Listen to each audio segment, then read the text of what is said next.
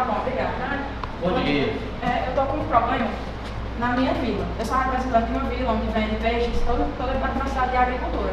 E existe uma indústria que está falando em todo o meu rio. Eu já fui várias vezes atrás dele e ele não se dá a mínima da importância. Está aqui as provas. As provas, pois pronto. A gente vai dar início a um processo em que no meio do procedimento, o dono da empresa vai ser citado para o comparecimento. A partir da data do conhecimento dele, ele tem 30 dias para comparecimento da audiência, quando tudo ficará resolvido.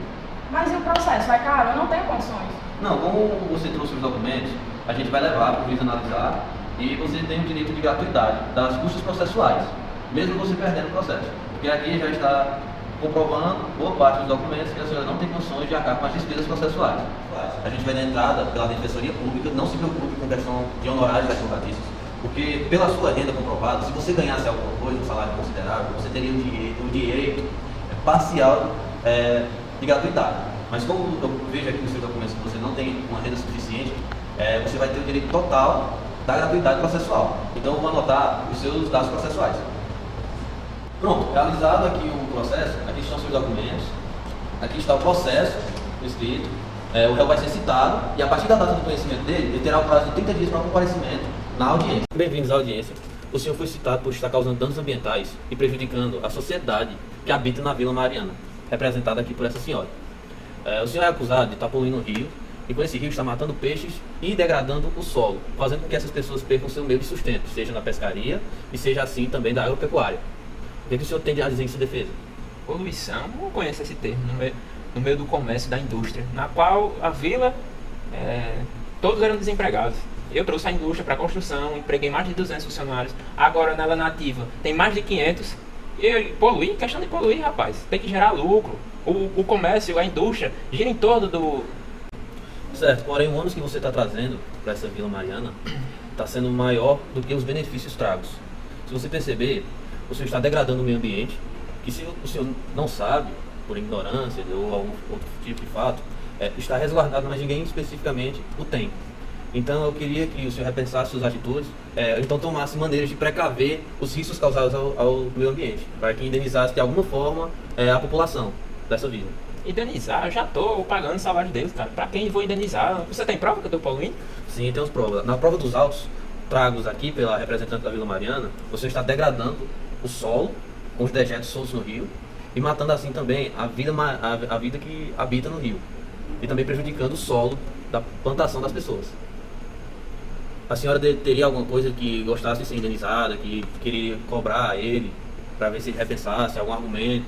Olha, primeiro eu quero dizer que eu perdi muitas coisas na minha vila. Grande parte da minha agricultura eu perdi muitos peixes, muitas coisas. Eu quero uma forma de ter isso de novo, alguma coisa, porque eu não posso ficar no prejuízo. Certo. Ouvindo a parte autora, você como réu, você deveria analisar. Você trouxe empregos, mas nem todo mundo da vila é empregado seu. Então tem gente que produz o seu próprio sustento, sua própria renda. Ela nessa qualidade, produzindo como agricultora, produzindo sua própria renda, ela está sendo uma das várias pessoas afetadas. Ela está aqui, ela não está sendo prejudicada só. Ela está à frente e representando várias pessoas que estão com o mesmo problema que ela. Então, deveria repensar. O que o senhor tem a dizer? O senhor vai indenizar? O senhor vai continuar com o processo? No caso, a indenização vai ser em torno de quanto? Eu vou pagar só a indenização? Vou pagar mais o quê? Porque eu estava dando uma analisada quando eu fui citado. Eu nunca passei por isso. Então, fui pesquisar, fui perguntar a alguns amigos meus. Ele falou que tem que pagar um negócio da justiça. Aí eu não sei. O senhor... Além de eu pagar uma indenização, vou ter que pagar na questão do processo? O senhor vai ter que arcar com as despesas processuais, com as custas processuais. E no caso, como ela tem o direito à gratuidade comprovada a renda dela, ela tem esse benefício. Ela está entrando pela Defensoria Pública e está sendo resguardada pelo benefício da gratuidade. O senhor, como portador de uma grande empresa, vai ter que deverá arcar com as despesas sucumbenciais e honorários advocatícios. Você está entendendo? Sim, sim. O senhor concorda com esse termo? Sim. O pagamento é voluntário da parte do senhor? Sim, eu percebo que eu causei um grande dano, fui um pouco egoísta e pensei só no meu próprio nariz, na qual vivemos precisando de pessoas para ajudar. Então, eu aceito. Então, nesse caso, o processo ele vai se extinguir. O processo agora ele se extingue para ambas as partes por perda do objeto, já que o pagamento é voluntário e pela classificação em nosso Código de Processo Civil, no seu artigo 85, parágrafo 10, o processo se extingue por perda do objeto e ele vai arcar com todas as custas processuais e a senhora vai ser indenizada e não pagará nada por estar resguardada pelo benefício da gratuidade processual. Certo? Certo. Certo. Bem, galera, a gente ficou com o tema despesas e gratuidades processuais, na qual a gente trouxe um caso concreto, para ajudar melhor o entendimento de vocês. A gratuidade ela pode ser requerida por pessoas que tenham baixa renda econômica, no caso, a famosa declaração de pobreza, que é apresentada ao juiz, lida na petição inicial, no recurso em terceiro e na apelação. Acerca das despesas processuais, a gente também ficou com o tema de sucumbência. Sucumbência, o que seria isso? É o princípio que atribui à parte vencida do processo o pagamento das despesas dos atos judiciais. Nem sempre é assim a sucumbência. Por litigância de boa-fé, a sucumbência ela é reduzida, ela pode ser reduzida, e quando não há litígio entre as partes, ela pode ser repartida proporcionalmente às partes.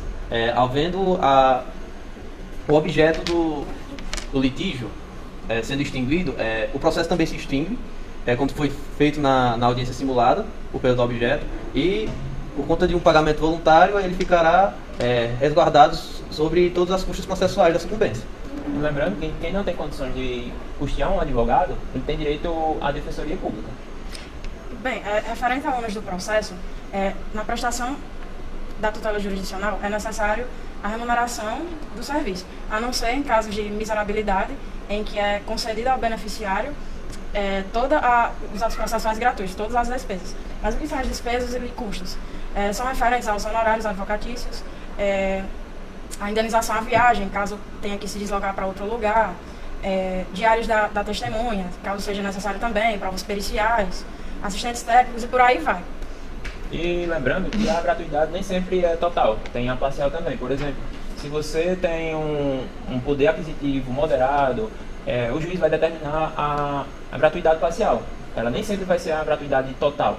Vale ressaltar que tem pessoas que usam a gratuidade de má fé. E isso também tem consequências. Se uma pessoa que forja uma rentabilidade baixa, sendo que tem condições de custear com o advogado, e caso venha à tona, seja descoberto, ela paga multa, sofre as consequências e o processo só poderá prosseguir depois que ela custear com todas as custas processuais. Falando sobre as multas, as multas elas podem ser estabelecidas de duas formas. Por atentado à justiça, que vai ser ressalvada essa parte da sucumbência para a fazenda pública, e por litigância de má-fé, que essa parte vai ser voltada para a parte que venceu o processo. Acerca dos honorários advocatícios, boa parte da sucumbência também vai para o advogado por ser um gasto e despesa vital ao advogado. No caso da antecipação das despesas, o Código impõe que as partes paguem antecipadamente o custo e as despesas. E cabe ao autor pagar ainda mais do que o juiz vai requerer, ou o Ministério Público, se for o caso, pagar as devidas custas e as despesas. É interessante o pagamento antecipado, porque o descumprimento das custas pode causar o não proveniente do processo, pode não chegar a ser devido. Por exemplo, se não for depositado o dinheiro das custas de provas periciais, as provas periciais não vão ser contidas no processo. Sim, resolução de mérito, no caso. E lembrando que, por exemplo, durante o processo, lembrando que o processo ele não acontece da noite para o dia, requer muito tempo. E durante o processo, suponhamos que ele que entra com o processo, inicialmente ele entra com uma renda baixa, ele entra com a total gratuidade. E durante o processo ele consegue empreender, consegue montar um negócio, ganha na loteria, por exemplo, e ele já tem uma condição de uma custa processual. Arcar com as custas. Isso, automaticamente o juiz vai perceber e ele vai começar a arcar com as custas processuais a partir do momento. Caso o autor for residente fora do Brasil, ou durante o tramitamento do processo ele for para fora do país, é necessário que ele dê uma caução que vai ressarcir os custos e as despesas do advogado do caso contrário, da parte contrária. Mas pode acontecer também de extinguir a causa do caução. Esse foi nosso trabalho, a gente fez uma mesa redonda aqui para tentar esclarecer Algumas dúvidas que tiverem surgido no meio da